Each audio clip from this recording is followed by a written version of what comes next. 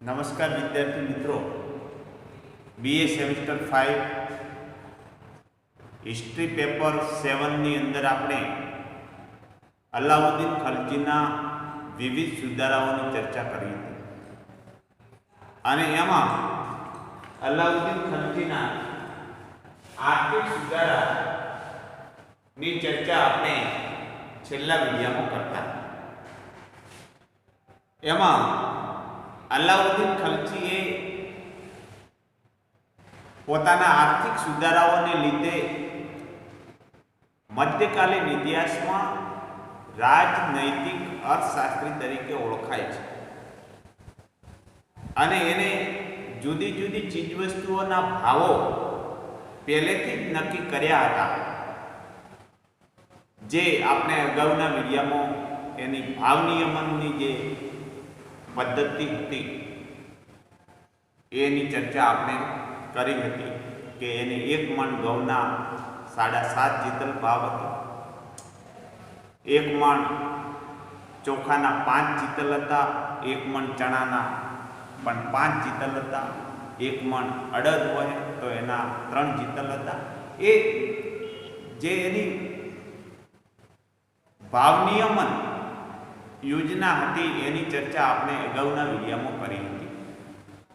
તો જીવન જરૂરિયાતની ચીજવસ્તુઓથી માંડીને મોજ શોખ વૈભવ વિલાસની ચીજવસ્તુઓના ભાવો પણ એને નક્કી કર્યા હતા. ઘોડા, ખચ્ચર, ગાય, બળદ, બકરી જેવા પશુઓના ભાવો પણ એને પહેલેથી નક્કી કર્યા હતા. તો આ જે ભાવ નિયમન ત્યારે સફળ થશે જો પૂરતા પ્રમાણનો પુરવઠો હશે તો. એટલે એને ભાવ નિયમન પછી પૂરતા પ્રમાણનો પુરવઠો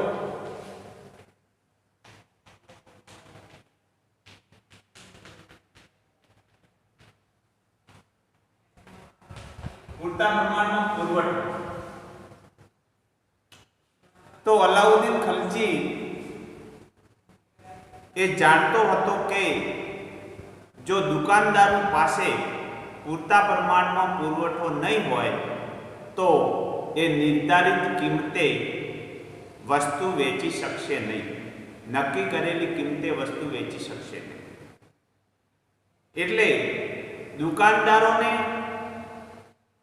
પૂરતા પ્રમાણમાં અને સમયસર વસ્તુઓનો પુરવઠો મળી રહે, અનાજનો પુરવઠો મળી રહે એટલા માટે એને પ્રબંધ કર્યો હતો.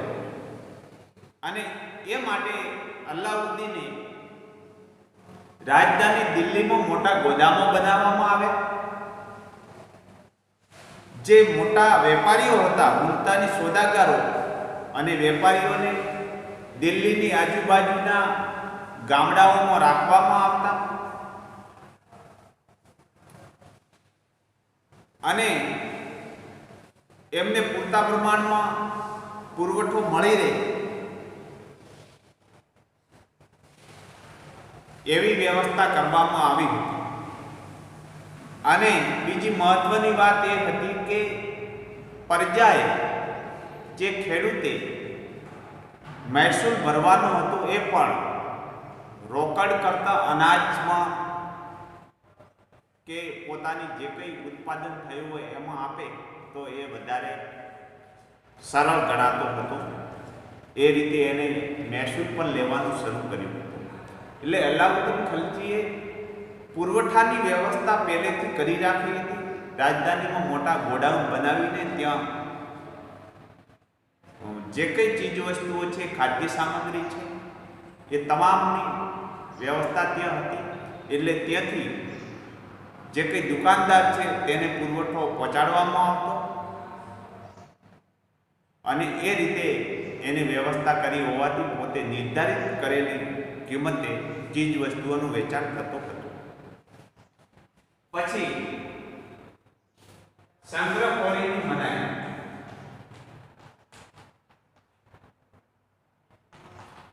સંગ્રહખોરીની મનાઈ તો અલાઉદ્દીન માનતો હતો કે જો સંગ્રહખોરી થશે પુરવઠો પૂરતા પ્રમાણમાં મળશે નહીં, કાળા બજાર થશે અને નિર્ધારિત કરેલી કિંમતે વસ્તુઓનું વેચાણ થશે નહીં. એટલે એને પોતાના રાજ્યમાં સંગ્રહખોરીની મનાઈ કરવામાં આવી હતી. દિલ્હીથી 100 માઇલના વિસ્તારમાં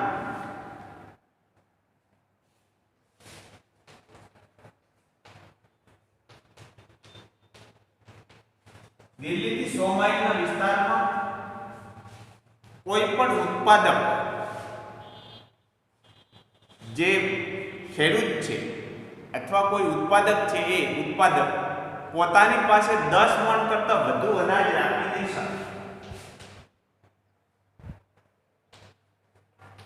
10 મણ કરતાં વધારે અનાજ રાખવાની મનાઈ ફરમાવવામાં આવી હતી. એટલે 100 માઇલની વિસ્તારમાં, દિલ્હીની આજુબાજુના 100 માઇલના વિસ્તારમાં કોઈ પણ ઉત્પાદક છે એ 10 મણ કરતાં વધારે અનાજ પોતાની પાસે રાખી ન શકે એવી મનાઈ કરવામાં આવી હતી. એટલે અનાજનો કોઈએ સંગ્રહ કરવાનો નથી. પોતાને જેટલું જરૂરી છે, પોતાને 1 વર્ષ માટે જેટલું અનાજ, જેટલી વસ્તુની જરૂર છે એટલી રાખવાની છે. બાકી જે સરકારી વેપારી છે, લાયસન્સ ધાર વેપારી છે, લાયસન્સ ધરાવતો વેપારીને આપી દેવાની છે. એટલે સરકારની મંજૂરી વગર કોઈ પણ વસ્તુની હેરફેર પણ કોઈ કરી શકશે નહીં, એની પણ પ્રતિબંધ મૂકવામાં આવ્યો હતો. એટલે જે કંઈ ચીજવસ્તુઓ છે, ખાદ્ય સામગ્રીની ચીજવસ્તુઓ છે, એની લેવેચ, એની હેરફેર પણ એ જ કરી શકશે જેની જોડે સરકારનું લાયસન્સ હશે. એટલે સરકારી લાયસન્સ સિવાય વસ્તુઓની હેરફેર ઉપર પ્રતિબંધ મૂકવામાં આવ્યો હતો અને કોઈએ પણ સંગ્રહ નથી કરવાનો એવો એને પ્રબંધ કર્યો હતો. અને જો સંગ્રહ ન થાય તો એ ઉત્પાદક છે એ પોતાનું ઉત્પાદન એ લાયસન્સ દ્વારા વેપારીને આપશે. વેપારીએ દિલ્હીની જે ગોદામો છે એમાં પુરવઠો પહોંચાડશે અને તેથી પછી એ પુરવઠાનું વિતરણ થશે અને જેથી કરીને નિર્ધારિત કરેલી કિંમતે એ વસ્તુઓનું વેચાણ થશે. પછી લાયસન્સ પ્રથા દાખલ કરવામાં આવે છે.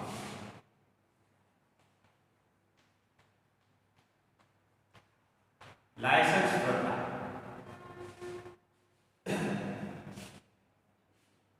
તો વસ્તુઓની હેરફેર પણ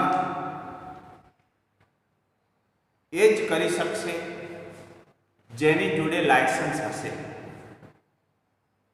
એટલે મુલતાની સોદાગરો અને વેપારીઓ એમને લાયસન્સ મેળવવાનું હતું અને એ લાયસન્સના આધારે એ ઉત્પાદક પાસેથી